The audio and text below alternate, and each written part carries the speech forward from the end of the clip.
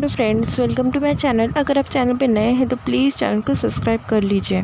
जो शालू होती है वो अपने टॉयज़ के साथ में खेल रही होती है और सर जी जो है कमरे में छुपे होते हैं। सर जी उसकी नज़रों से बच रहे होते हैं ताकि वो सर जी को ना देख पाए। फिर शालू जो है उसका टॉय ऊपर फेंक देती है और सर जी के पैर के पास आकर वो टॉय गिर जाता है। शालू वो टॉय उठा लेती है पर वो चप्पल की तरफ, जूतों की तरफ ध्यान नहीं देती।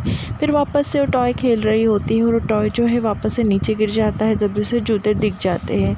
दूसरी तरफ घर में जो है मेला भरा होता है। मुस्कान वहाँ पर जो है वो खेल रही होती है। जो रौनक और जो गायत्री है उसे देखकर मुस्कुरा रहे होते हैं। मुस्कान का निशाना ठीक से नहीं लगता। तभी रौनक वहाँ पर आता है। रौनक कहता है कि निशाना ऐसे नहीं लगाया जाता। तभी मुस्कान कहती है कि वो इयरिंग मुझे पसंद है, उस पर निशाना लगाकर मेरे लिए जीत लो। तभी रौनक जो है निशाना लगाता है, मुस्कान के लिए वो इयरिंग जीत लेता है। फिर मुस्कान जो है अपने हाथों से एक कान में इयरिंग पहन लेती है और दूसरा इयरिंग जो है उसे पहनते ही नहीं आता। तभी रौनक कहता है कि सच में तुम्हारा निशाना जो है बहुत कच्चा है, लाओ मैं तुम्हारी हेल्प कर देता हूँ। फिर रौनक जो है मुस्कान की इयरिंग पहनने में हेल्प कर देता है। फिर वहाँ पर जो खड़ा हुआ आदमी होता है वो मुस्कान और रौनक से कहने लगता है कि और लो और निशाना लगाओ, वो गले में का नेकलेस भी जीत लो। तभी रौनक कहता है कि तुम आवाज़ बंद रखो। बाद में मुस्कान और रौनक जो है जाकर बैठ जाते हैं एंजॉय करते हुए। दूसरी तरफ शालू जो है थक कर बैठ जाती है सोफे पे और सरजी जो है वहाँ से बाहर निकलने के लिए रास्ता ढूंढ रहे होते हैं। तभी वहाँ पर एक आदमी आ जाता है अलग से भेस में और वहाँ पर जो शालू को नीचे चलने के लिए कहता है। उसे लगता है कि सर जी वहाँ पर नहीं है, तभी सर जी उठकर वहाँ पर आ जाते हैं।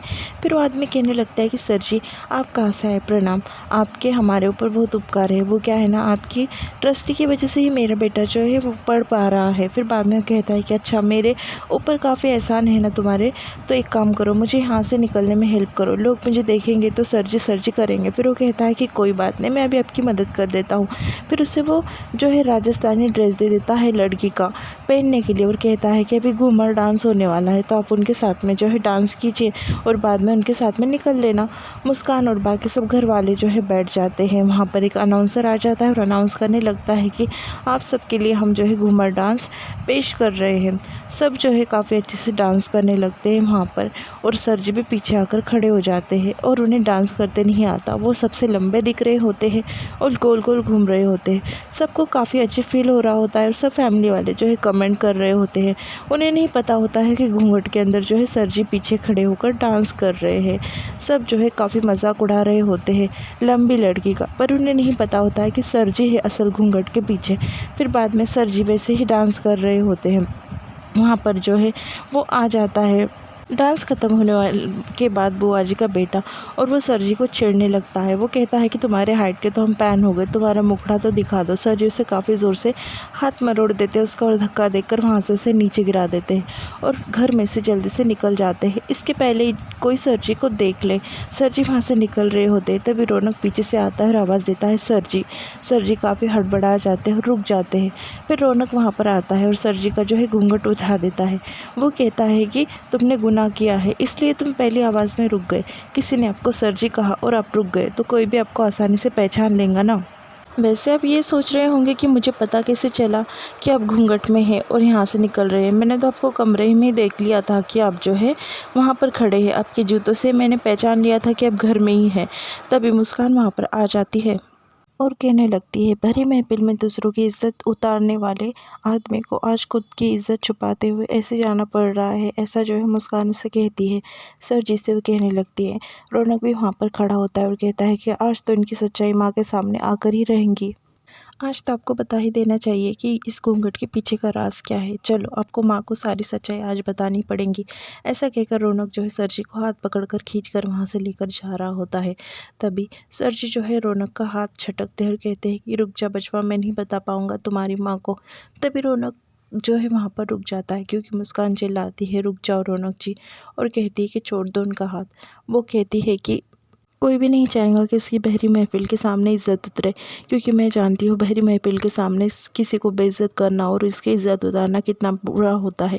अगर तुम ये अपनी देवी समान माँ के सामने कह भी दूँगी और इज़्ज़त उतार दूँगी इनकी, तो ये बात का उन्हें हमेशा दुख होता रहेगा कि तुमने बड़े महफिल के सामने तुम्हारी बाप की बेइज्जती की है।